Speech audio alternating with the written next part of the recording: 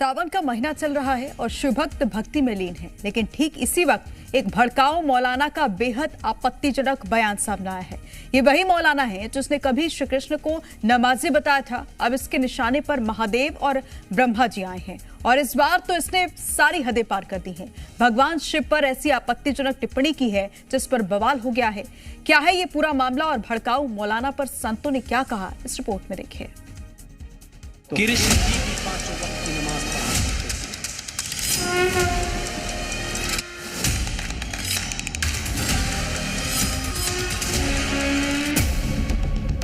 जो मौलाना पहले श्री कृष्ण को नमाजी बता रहा था, कृष्ण जी भी 5 वक्त की नमाज पढ़ा करते थे। उसने अब सारी हदें पार कर दी है।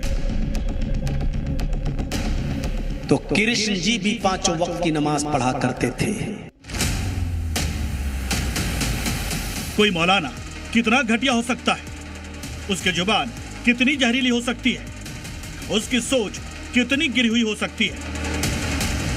अगर उसके बारे में बात होगी तो ये यकीनन ये चेहरा सबके सामने आएगा। नाम है जर्जिस अंसारी, जो खुद को मौलाना कहता है। लेकिन मौलाना तो क्या, इसकी जुबान इतनी गंदी है कि ये 2 लोगों के सामने भी बोलने के लायक नहीं। जर्जिस अंसारी, जिस पर श्री कृष्ण को नमाजी बताए जाने को लेकर बवाल अभी थमा भी नहीं था, उसी मौलाना ने एक बार फिर हिंदू देवताओं का अपमान कर दिया है। और अपमान भी ऐसा कि हम आपको सुना और बता भी नहीं सकते। आपत्तिजनक और गंदी भाषा की सारी हदें इस मौलाना ने पार कर दी है। इस बार इस मौलाना ने टिप्पणी की है भगवान शिव और ब्रह्मा जी पर। जिस सावन में करोड़ों भोले के भक्त शिव पूजा कर रहे हैं, उसी वक्त इस जहरीले मौलाना का ये बेहद घटिया बयान सामने आया है। आपके खुदाई अलग अलग है, दुनिया बनाने वाला अलग है, उसको ब्रह्मा कहते हैं, पालने वाला अलग है, उसको विष्णु कहते हैं, मारने वाला अलग है, उसको शिव कहते हैं, शंकर। हमने कहा अच्छा एक बात बताइए पंडित जी, अगर ब्रह्मा जी ने शंकर जी का नहीं किया तो शिवलिंग की पूजा कैसे होती है? ये मौलाना यही नहीं रुका, पहले तो शिव का अपमान किया, उसके बाद इस बयान को ना चलाने की धमकी भी देने लगा।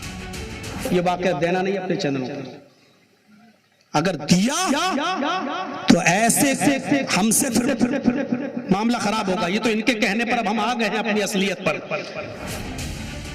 जो हिस्सा हमने आपको सुनाया वो इस जहरीले मौलाना के घटिया बयान का आधा भी नहीं था। उसके आगे का बयान ना तो बताने लायक है और ना ही सुनने लायक। अपने आराध्य के बारे में बेहद आपत्तिजनक बातें सुनकर साधु संतों में भी आक्रोश है।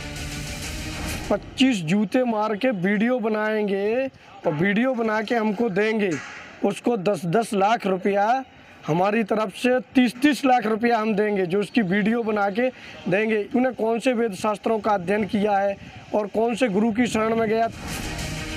इस मौलाना ने इससे पहले श्री कृष्ण को भी नमाजी बताया था, जिसको लेकर उसके खिलाफ मुकदमा भी दर्ज हुआ था। और अब एक बार फिर इसके निशाने पर हिंदू भगवान आ गए हैं। ऐसे में सवाल है कि क्या ये मौलाना भगवान का अपमान का सीरियल ऑफेंडर बन गया है?